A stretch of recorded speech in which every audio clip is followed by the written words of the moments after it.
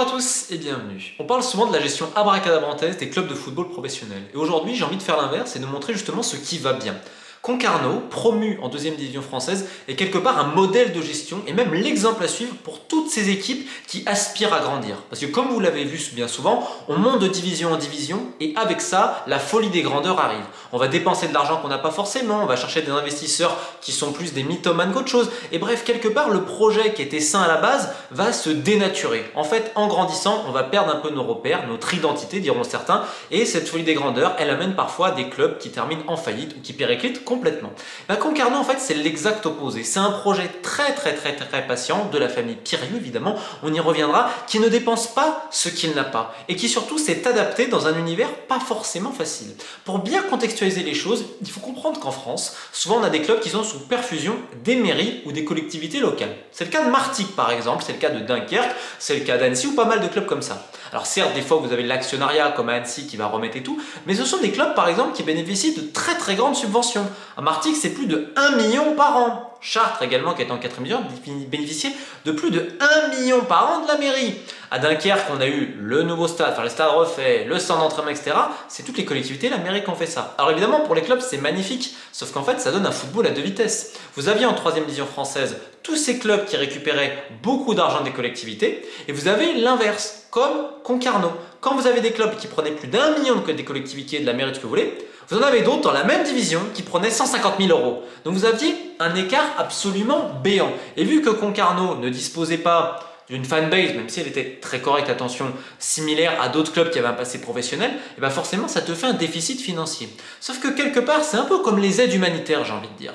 En fait, on vous aide, on vous aide, on vous aide. Et quelque part, vous attendez, vous êtes en situation de passivité. Et vous avez beaucoup de clubs qui en fait sont tellement dépendants des collectivités locales que des fois ils oublient de travailler ailleurs pour assumer leur indépendance. Et bien c'est exactement ça. Concarneau, vu qu'ils ne peuvent pas compter sur un tissu des collectivités locales suffisant, et bien ils ont dû amener leur propre argent, ils ont dû créer leurs propres ressources afin d'être indépendants. Et ça c'est très rare, notamment en division inférieure, d'avoir à la fois des ambitions, mais d'avoir créé une indépendance financière. C'est-à-dire que toutes ces années-là, ils ont travaillé le partenariat local, le tissu local. Concarneau concentre plus de 100 partenaires. L'an passé, en national, on tutoie quasiment le million d'euros de sponsoring. Ce qui fait que c'est l'un des meilleurs clubs de national, alors que ce n'est pas la plus grande ville, bien loin de là. Ce n'est pas la région, on va dire, où il y a le plus de monde démographiquement. Ce n'est pas le club avec la plus grande histoire. Mais tu as réussi à fédérer autour de toi des entreprises et des partenaires fidèles qui permettent de compenser justement le manque que tu avais vis-à-vis des autres clubs qui étaient, on va dire, dopés par les subventions des collectivités locales. Sauf que pour obtenir autant de partenariats, ça nécessite du travail et ça nécessite une identité. Alors contrairement à tant de clubs qui vont te parler de famille, identité, je crois que Concarneau c'est l'un des très rares clubs en France où ce mot n'est pas galvaudé. Alors attention tout de suite, tout ce que je vais dire n'implique pas certains problèmes parce que personne n'est parfait. Vous, moi, on fait tous des erreurs. Concarneau également, et des fois il y a eu des petits couacs dans la gestion et tout.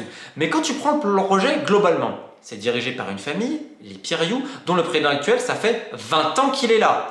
Monsieur Piriou, qui, indépendamment de son travail, aurait été dans la construction navale et tout. Alors, je crois que l'entreprise familiale a été vendue il y a quelques années, mais même lorsqu'il détenait cette entreprise, il passait au club tous les jours, matin, après-midi et tout.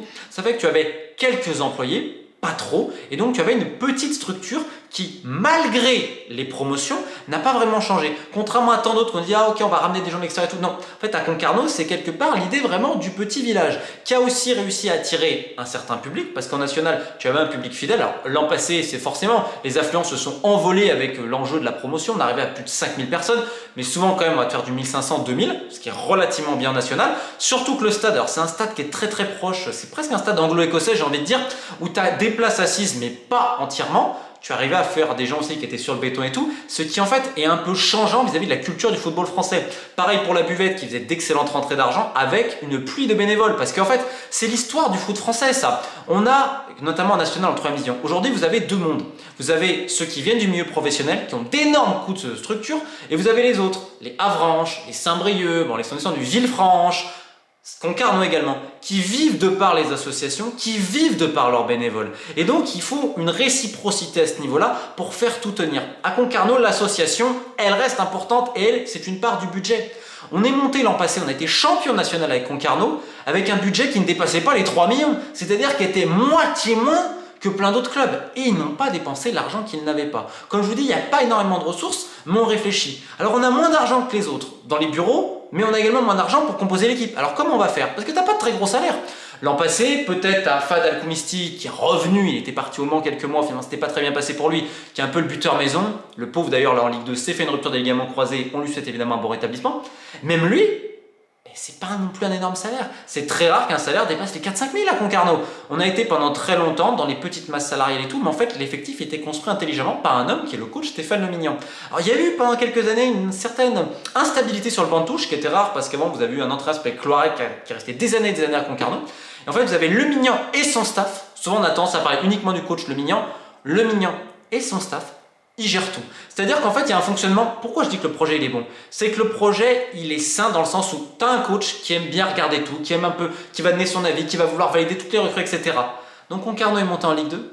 On pensait faire un directeur sportif et finalement non. Est-ce que c'est pas mieux quelque part? Parce que tu sais que ton coach, il va vouloir décider des recrues, etc. Pourquoi? Parce que dans son staff, tu as des gens, notamment je crois que son adjoint, il bouffe des vidéos et des vidéos de match afin de savoir justement quel mec on scoute et tout. Donc en fait, il y a du travail qui est fait en amont qui permet à un coach qui aime bien justement avoir sa main sur tout de pouvoir le faire justement avec le président qui va valider vis-à-vis de l'enveloppe et ensuite c'est le secrétaire général ou autre qui va arriver à négocier. Donc quelque part, le fonctionnement il est sain parce que tu as une hiérarchie très claire.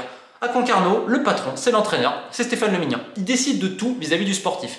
Évidemment, ça nécessite aussi autre chose. Le Mignan, c'est une philosophie de jeu. Alors peut-être que c'est vrai, certains remplaçants pouvaient être un peu frustrés, mais c'est quelqu'un qui aime jouer au ballon. Et là, on monte en Ligue 2. 6,5 millions de budget, donc avec Dunkerque, plus petit budget. Qu'est-ce qu'on voit? On voit pas une équipe qui joue derrière, on voit une équipe qui presse, on voit une équipe qui fait des combinaisons, qui a recruté des joueurs de ballon, qui va à Bordeaux, l'un des favoris pour la montée, et qui joue yeux dans les yeux, qui perd sur un penalty en toute fin de match, et qui aurait très bien pu reprendre un nul, voire gagner le match. Face à Bastia à domicile, une grosse écurie de Ligue 2, match nul, et encore Concarneau rate un penalty en faisant du jeu. C'est-à-dire qu'on n'a pas trahi ce qui marche en national, on a continué à le faire en Ligue 2. En fait, c'est la continuité à ce niveau-là. Monter en Ligue 2, donc droit TV en plus, on a un budget d'à peu près 6,5 millions. Qu'est-ce qu'on fait? Ok, on recrute quelques personnes, mais on ne dénature pas le club, que ce soit sur les recrues. Vous pouvez voir les recrues, hein. On a acheté des joueurs, on a fait signer des joueurs qui étaient prêts à Concarneau l'an passé. On peut penser à Georgen, notamment le latéral droit d'Auxerre qui avait été formé au Paris Saint-Germain. Mais en fait, si on n'a pas ramené 50 000 joueurs, parce qu'on sait que si jamais tu dois redescendre, il faut prévoir déjà ça. Pourquoi Concarneau, je dis c'est bien géré? C'est pas que c'est parfait. C'est qu'en fait, tu penses à l'avenir. Tu dis, ok, je fais ça, mais qu'est-ce qui arrive demain? Et là, on va arriver au point le plus important, qui est le stade et les structures. Parce qu'encore une fois, comme je le dis, dans le football français, tu as un monde à deux vitesses. Tu as les clubs qui ont d'énormes structures, avec des coûts de fonctionnement, par exemple pour le national de 3e division, qui vont être prohibitifs, et ça va créer de gros problèmes, voire Nancy, Dijon et 1 degré moins de Châteauroux cette année. Et vous avez les autres, les Villefranche, les Avranches, etc. Ben là, c'est pas pareil. Concarneau, les structures d'entraînement sont très limitées. Évidemment, le bas blesse à ce niveau-là. Mais vu qu'il y a très peu de coûts de fonctionnement, c'est ce qui rend le club viable économiquement de par tout ça. Donc ce qui montre que le modèle est viable. Sauf qu'évidemment, vous avez un problème, on disait que le stade n'était pas valide pour la Ligue 2. Alors ça, on va rectifier. Les collectivités locales étaient au courant depuis des années, et c'est vrai que c'est quand même un lourd investissement, donc on peut les comprendre aussi. Il faut voir la démographie, il faut voir la concurrence, Brest est à 1 heure, Lorient à 45 minutes. Et donc tu ne peux pas non plus faire un truc énormément grand parce que à quoi ça servirait? Aujourd'hui, on a des fois des stades qui sont bien trop grands pour les populations et la démographie nécessaire. Mais sauf qu'on veut toujours cet élitisme. Et ce qui est très bizarre, c'est que ce stade qui avait quand même été utilisé pour la Coupe du Monde jeune féminine il y a quelques années, pour la Ligue 2, il n'est pas bon, le cahier des charges. Bon, donc il y a des travaux à faire. Sauf qu'en fait, pendant des années, il y a eu des réunions entre la Ligue de football professionnel, le club, les collectivités locales. C'est vrai que ça a tardé à ce niveau-là. Évidemment, donc là, le problème, c'est que Concarneau monte en Ligue 2, ne peut pas jouer dans son stade, qui est un peu une forteresse, qui en plus aurait été remplie à chaque match. Donc il doit se délocaliser soit à Lorient, soit à Guingamp. Ça a été une petite partie, évidemment, très politique aussi à ce niveau-là, mais ça nécessite beaucoup de coûts. Parce que quand tu vas jouer là-bas, forcément, les déplacements, la sécurité, tu dois te prendre tout.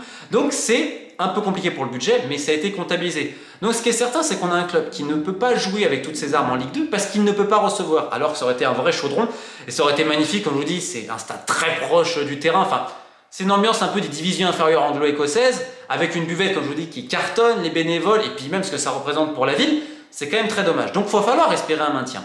Maintenant, certains vont dire oui, mais les collectivités auraient dû le faire avant. Il faut aussi penser aux collectivités locales. Est-ce que c'était vraiment nécessaire dans la région de tout de suite réaménager le stade? Sachant que tu as un autre problème peut-être plus important, c'est le terrain d'entraînement, notamment en hiver où ça peut être très compliqué. Alors, tu as des terrains, mais est-ce qu'ils sont vraiment aménagés, notamment en hiver? Ça, c'est une autre question.